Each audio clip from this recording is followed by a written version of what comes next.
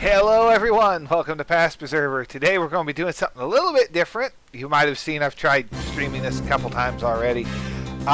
This is Journey to the Center of the Earth. It's a PC game I had growing up and I don't remember it being this glitchy. It's giving me all sorts of issues with the run speed. Like, it runs really good and then we get to like chapter 3 and it almost falls off a cliff and things don't work right.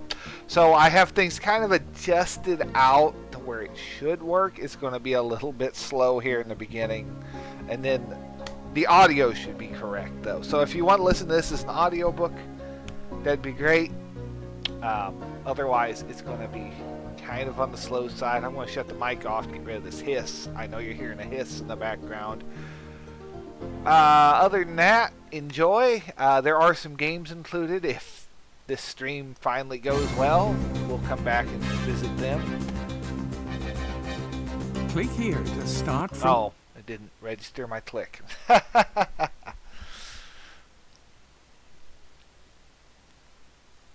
And like I said, it's going to be slow at the start. This here is going to be a slow animation. And once it's over, we should be good.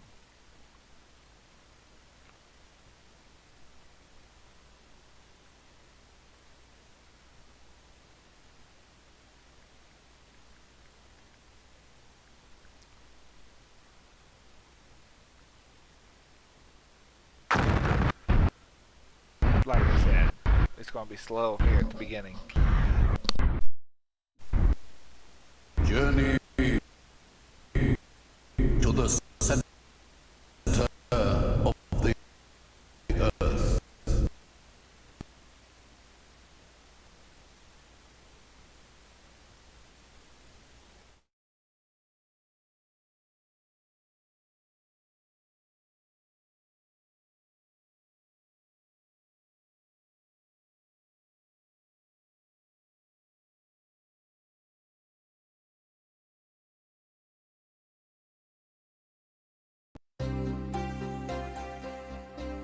Looking back to all that occurred to me since that eventful day, I'm scarcely able to believe in the reality of my adventures. They were truly so wonderful that even now I'm bewildered when I think of them.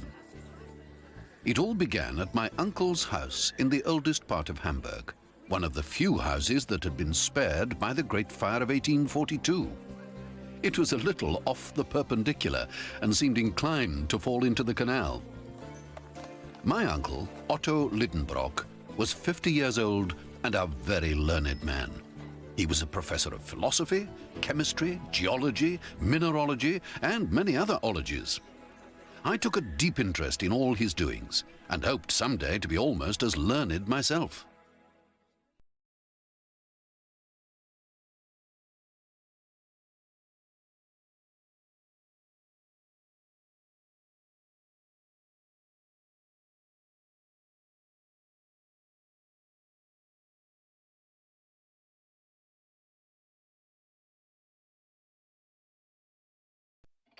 That Sunday, May the 24th, 1863, he received me in his study. It was a perfect museum containing every natural curiosity that can well be imagined. Minerals, however, predominated.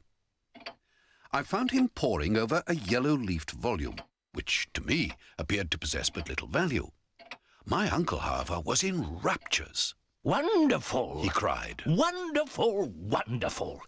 It is the Heimskringla of Snorre Tarlsson, the celebrated Icelandic author of the 12th century. It is a true and correct account of the Norwegian princes who once reigned in Iceland." I was about to make a misplaced joke on the subject when a small scrap of parchment fell out of the leaves. Like a hungry man snatching at a morsel of bread, the professor seized it. It was about 5 inches by 3 inches and was scrawled over in the most extraordinary fashion.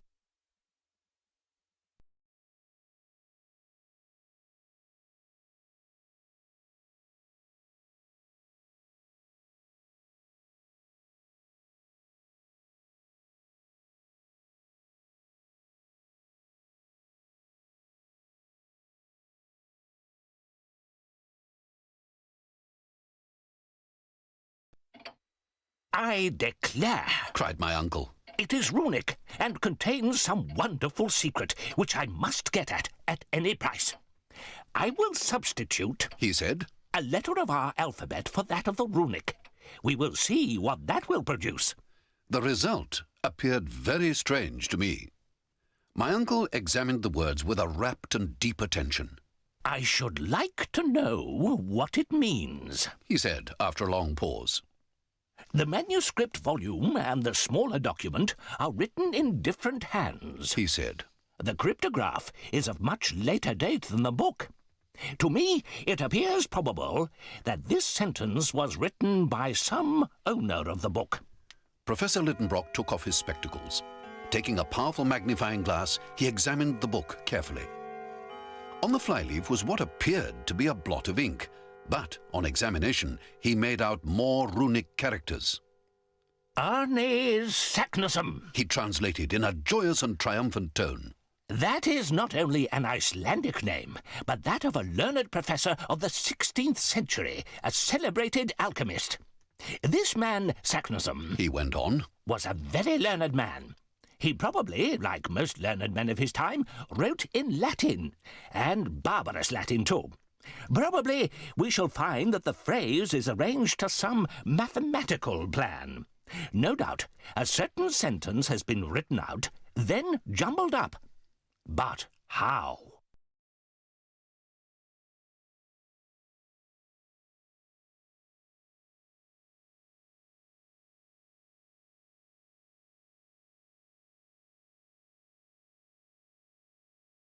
The professor then read out to me a list of letters, taking a letter at a time from each column, which I then wrote down. But it still makes no sense. He cried. I took up the execrable puzzle and tried every imaginable way of grouping the letters. It was enough to drive one mad. My eyes strained with looking at the parchment. I was stifling. I wanted air. I fanned myself with the document, seeing first the back and then the front. Imagine my surprise when suddenly I clearly made out Latin words. I had discovered the secret. All you had to do to understand the document was to read it backwards. "Uncle," I cried, "mark it from right to left." Backwards? He shouted in wild amazement. Oh, most cunning Saknussemm. He snatched the document and read it out as I had done, starting from the end. It was in dog Latin, which, when translated, became... Descend into the crater of Jokul of Sneffels, which the shade of Scartaris caresses before the calends of July, audacious traveller, and you will reach the centre of the earth. I did, Arne Saknussemm. My uncle leapt 3 feet from the ground with joy. He punched the air. What's o'clock? He said. About 3. We can start at once. Get my portmanteau and your own ready. Oh, what for? A journey to the centre of the earth.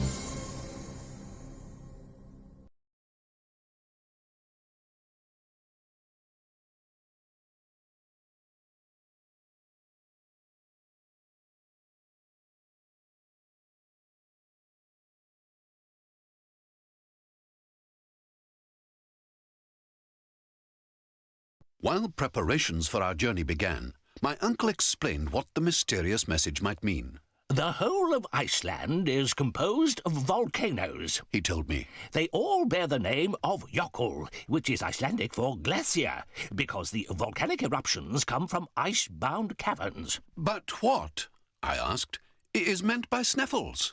Said the professor. It's a mountain about 5,000 feet in height. One of the most remarkable in the whole island, and now certainly doomed to be the most celebrated in the world. For through its extinct crater we shall reach the centre of the earth. What about the burning lava? I said. There are about 300 volcanoes on the whole surface of the globe, but most are extinct. Sneffels is one of them. And Scartaris and the calends of July? The professor reflected deeply. Then he said, Sneffels has many craters. Saknussemm has pointed to the exact one which is the highway to the interior of the earth. He tells us that about the end of the month of June, the shadow of Mount Scartaris falls upon the one crater. There can be no doubt about the matter. Saknussemm is right, I said. He found the entrance to the bowels of the earth. Let's go and see, though how we can do that in the dark is a mystery. Fear nothing, Replied my uncle. We shall overcome all such difficulties.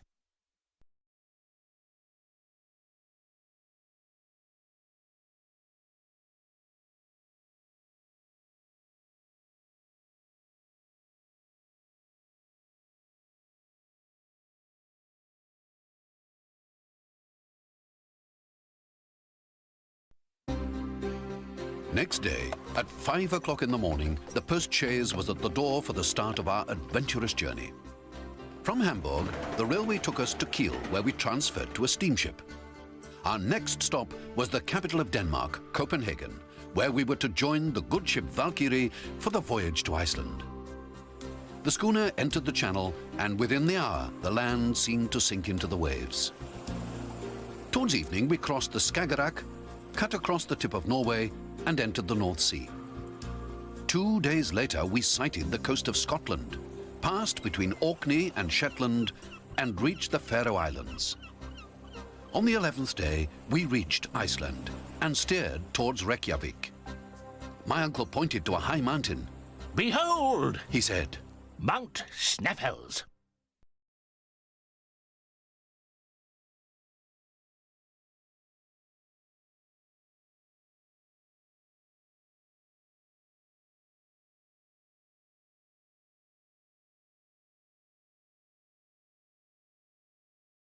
We were met by Mr. Fridriksson, Professor of Natural Science in the College of Reykjavik, who invited us to his house. Well, Mr. Fridriksson, My uncle said at dinner that night. I was desirous of ascertaining if, among your oldest books, you had any of Arne Saknussemm. Saknussemm! Cried our host. You speak of that great scholar of the 16th century, of that great naturalist, that great alchemist, that great traveller. Exactly so. One of the most distinguished men of Icelandic literature and science. As you say, sir. One of the most illustrious of men. True, but what of his works? His works? We have none of them. Arne Saknussemm was persecuted for heresy, and in 1573 all his works were publicly burnt at Copenhagen by the hand of the common hangman. Good, capital, Said my uncle, to the astonishment of the Icelander. He went on, I now understand why Arne Saknussemm, put out of court and forced to hide his magnificent discoveries, was compelled to conceal beneath the veil of an incomprehensible cryptograph the secret.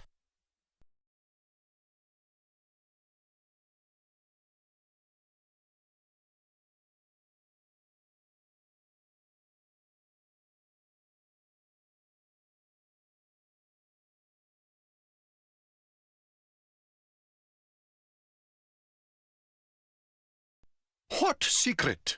Asked Mr. Fridriksson. A secret which... Stammered my uncle. Have you discovered some wonderful manuscript? Cried Mr. Fridriksson. No, I was carried away by my enthusiasm, a mere supposition. Fortunately, Mr. Fridriksson decided to change the subject. I hope you will not leave our island without examining its mineral riches, he said. You have no idea how many unknown mountains, glaciers, volcanoes there are which remain to be studied. Without moving from where we sit, I can show you one. It is called Sneffels, one of the most curious volcanoes in existence. Its crater is rarely visited. Extinct? Asked my uncle. Extinct for the last 600 years. Excellent, Said my uncle, who was crossing and uncrossing his legs to prevent himself jumping for joy. I have decided to begin my studies with an examination of the geological mysteries of this Mount Sneffels. I will endeavour to climb its summit and, if possible, descend into its crater.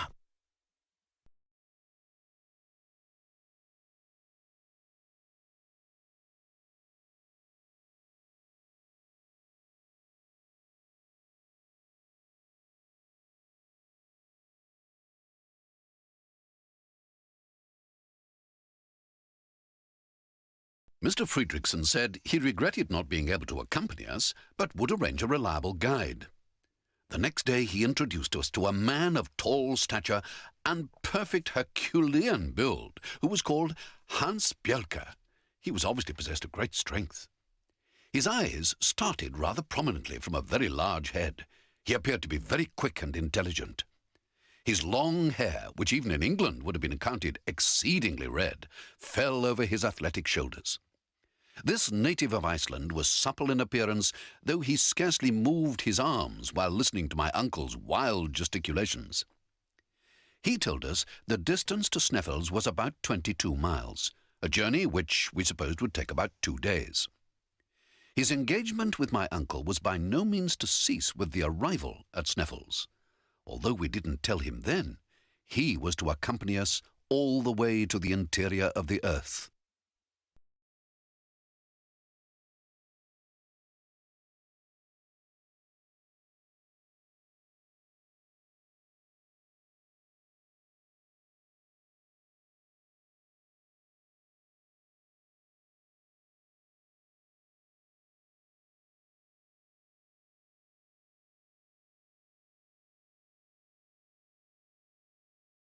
The instruments we were to take with us included 1. A centigrade thermometer by Eigel, graduated up to 150 degrees. If the temperature ever went that high, we would certainly be cooked. 2. A manometer, which was worked by compressed air. This would show us the increase in atmospheric pressure as we went further underground. 3. A first-class chronometer made by Boissanos of Geneva and set to the Hamburg meridian. 4. A night glass. 5. 2 compasses to measure both positive and negative inclination.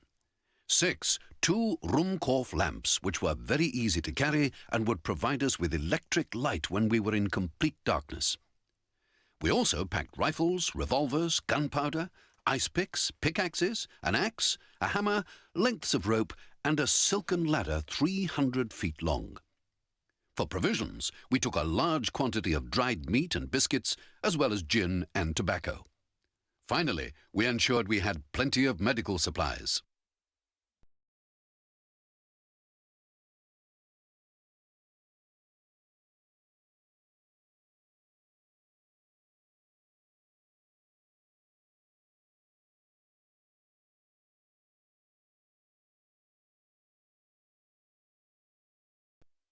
We left Reykjavik with Hans walking at a steady, rapid and unvarying step. He was followed by 2 horses carrying our luggage. My uncle and I came behind, mounted on small but vigorous horses. The journey lasted many days, during which my uncle partly confided in Hans and told him it was his intention to explore the volcano to its limits. Hans listened calmly, then nodded his head. To bury himself in the bowels of the earth or to travel to its summits was all the same to him. But one thought began to trouble me. We had seen no evidence to prove that Sneffels was really extinct. What proof was there that an eruption was not shortly to take place? Because the monster has slept soundly since 1229, does it follow that he is never to wake? In the end, I could stand it no longer. I decided to put the case to my uncle. If he does awake, what is to become of us? I asked. It is now 600 years since Sneffels has spoken, He said. But volcanic eruptions are always preceded by perfectly well-known phenomena. I have questioned many of the local inhabitants. I have studied the soil. I can assure you, Axel, there will be no eruption.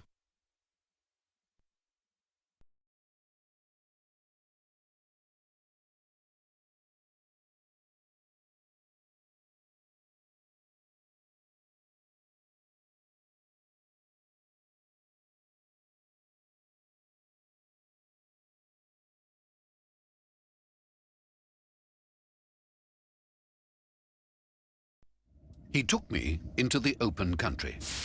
It was littered with enormous rocks of basalt, granite, lava, and other volcanic substances.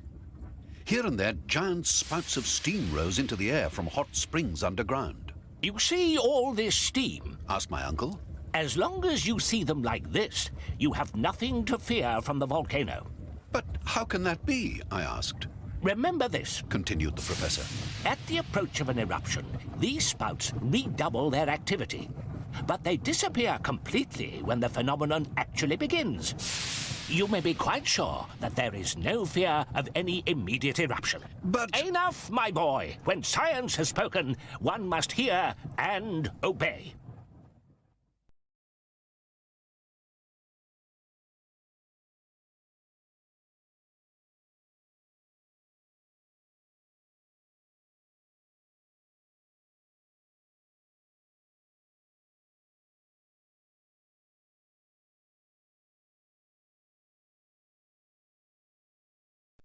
This important matter settled and back with the rest of the party, Hans gave the signal for the start of our climb up the 5,000 feet high volcano of Sneffels.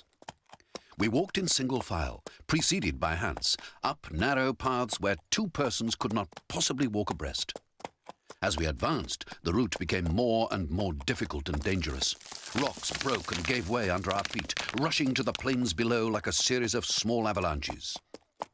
Then, as I looked down, I saw a prodigious volume of pulverized pumice stone, sand and dust.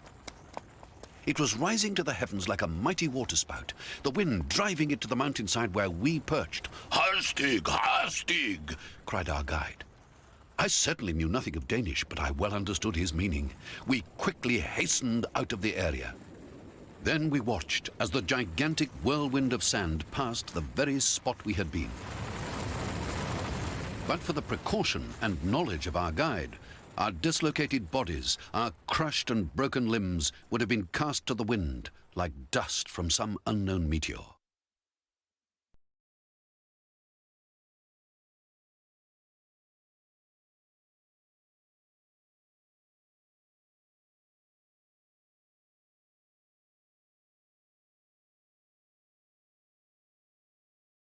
We continued our painful ascent for another 5 hours. Finally, we stood on the summit and prepared to descend into the crater that was to shelter us for the night. The crater of Mount Sneffels formed an inverted cone, the mouth 1/2 mile across and thousands of feet deep. Imagine how it must have been when full of flame and thunder. It reminded me of a giant loaded cannon. It terrified me. To descend into the interior of a cannon, I thought to myself, when it may be loaded and could go off at the least shock, is the act of a madman. I felt like a lamb being led to slaughter. At the bottom were 3 separate shafts through which, when Sneffels was in action, burning lava and poisonous fumes would pour. The professor went to inspect them, running from one to the other. Suddenly, he shouted, Axel, come here! Make haste! Look at this. On the side of a giant boulder were the same runic characters, now eaten away by time. Arne Saknussemm, Cried my uncle. can you now have any doubt? Hans, my uncle, and I passed our first night at the bottom of the crater.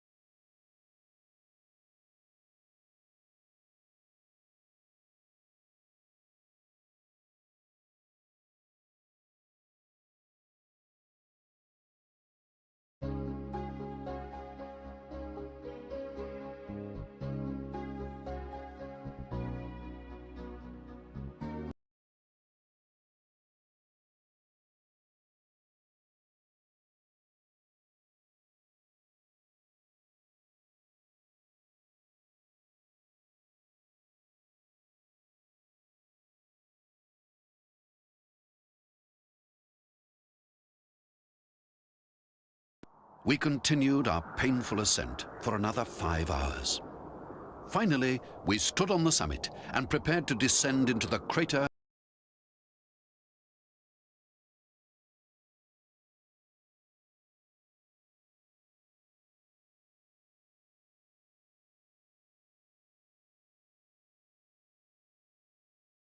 Next day, the sky was dark and grey.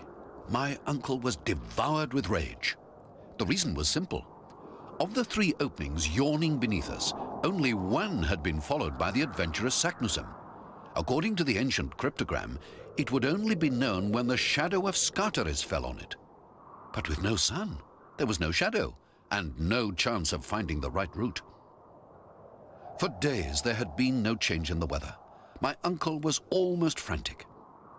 Then, when we had almost given up hope, the sun's rays began to move across the bottom of the crater.